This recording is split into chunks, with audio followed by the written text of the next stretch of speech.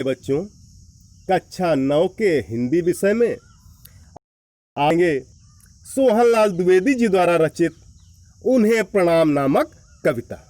देखिए, भेद गया है दीन अश्रु से जिनका मर्म, मुहताजों के साथ न आती जिनको शर्म, किसी देश में किसी वेश में करते कर्म, मानवता का संस्थापन ही है जिनका धर्म।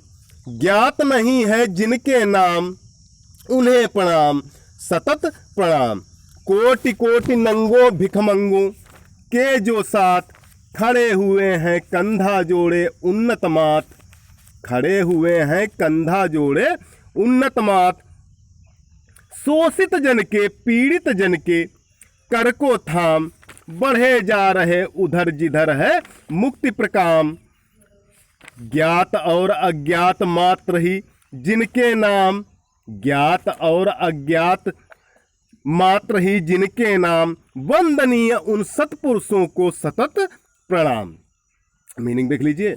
दीन अश्रु, दुखियों के आंसू। मर्म माने हृदय। मुहताज, दूसरों पर आश्रित। कोटि माने करोड़, कोटि माने करोड़। देखिए,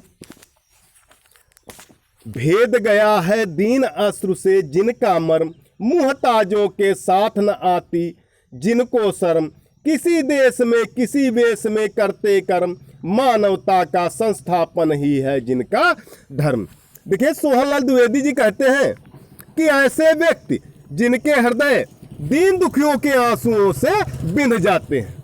सोहनलाल द्विवेदी जी कहते हैं कि ऐसे व्यक्ति जिनके हृदय दीन दुखियों के आंसुओं से बिंध जाते हैं, जो दुखियों की दशा देखकर दुखी हो जाते हैं, जो दुखियों की दशा देखकर दुखी हो जाते हैं, जिन्हें अपाहिज और लाचारों के साथ रहते शर्म नहीं आती, जिन्हें अपाहिज और लाचारों के साथ रहते शर्म नहीं आती।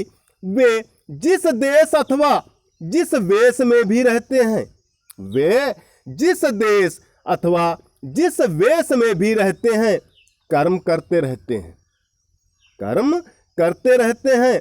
मानवता की स्थापना करना ही जो अपना धर्म समझते हैं, मानवता की स्थापना करना ही जो अपना धर्म समझते हैं।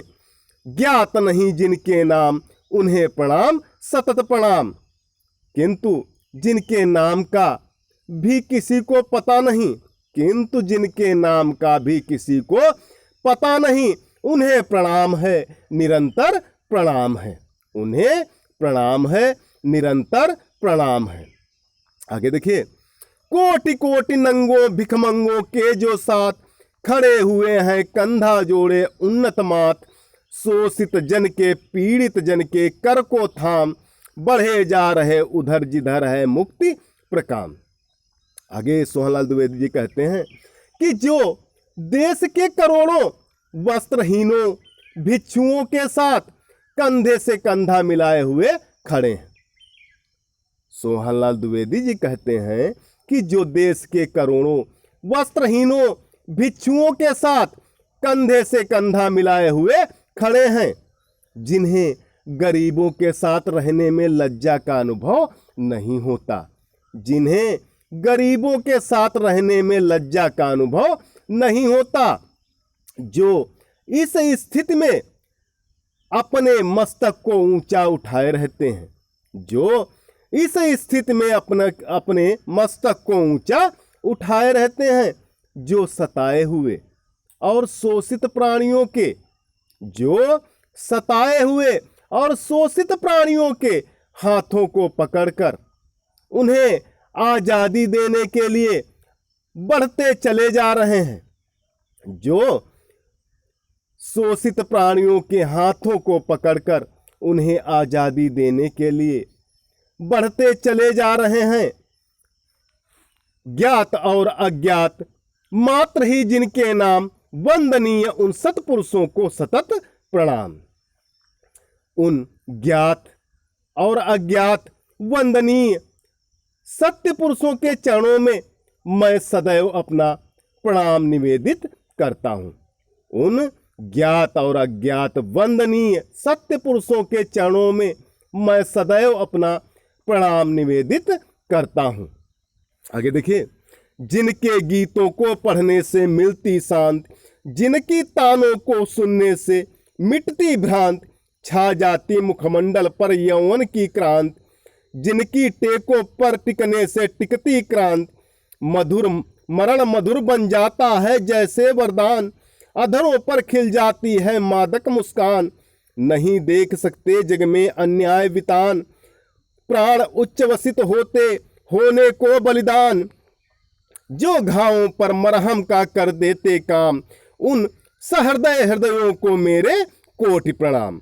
मीनिंग देख लीजिए, भ्रांति माने भ्रम या अज्ञान, वितान, वितान माने होता फैलाव या बढ़ना, उच्चवसित सांस लेना, मादक मस्त बनाने वाली, टेक, टेक माने होता आश्रय या आधार, कांति माने शोभा।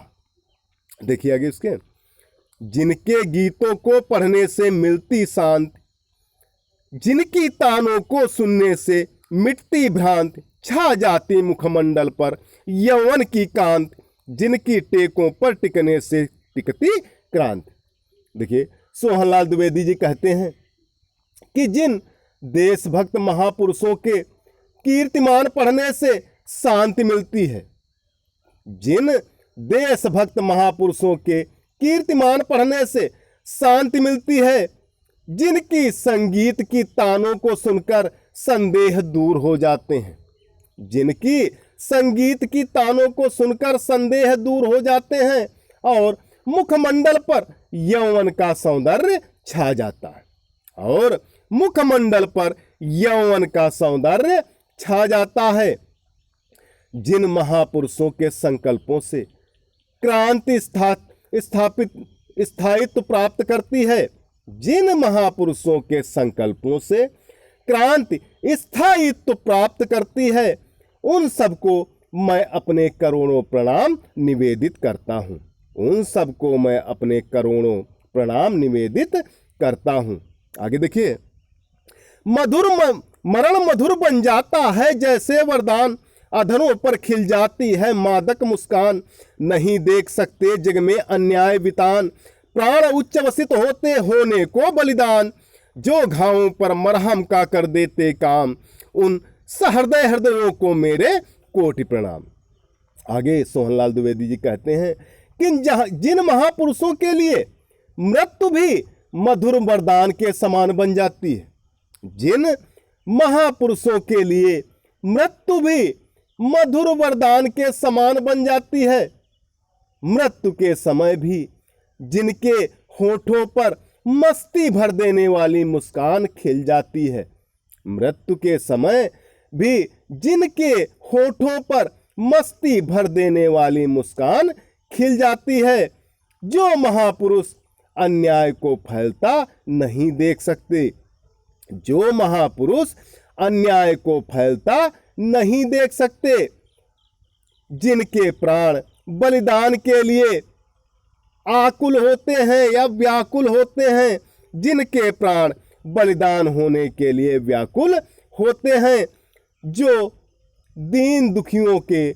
हृदय के घावों पर मरहम का काम करते हैं, जो दीन दुखियों के हृदय के घावों पर मरहम का काम करते हैं, उन भावुक हृदय वाले सहृदय जनों को सोहनलाल द्विवेदी जी प्रणाम करते हैं, उन भावुक हृदय वाले सहृदय जनों को सोहनलाल द्विवेदी जी प्रणाम करते हैं। काव्य सौंदर्य देख लीजिए, इसमें महापुरुषों के प्रति श्रद्धा का भाव प्रदर्शन हुआ है, बलिदानियों के प्रति प्रणाम करने की उनकी प्रेरणा दी गई है, भाषा सरस बोधगम्य स्वाभाविक भाषा का प्रयोग हुआ है, गुण प्रसाद तथा ओज गुण है, शैली गीतात्मक शैली है, रस वीर रस है, अलंकार अनुप्रास एवं श्लेष अलंकार है। तो प्यारे बच्चों, आज के लिए इतना ही। और सभी बच्चे इसकी ससंदर्भ सहित व्याख्या लिखकर ग्रुप पर डालें।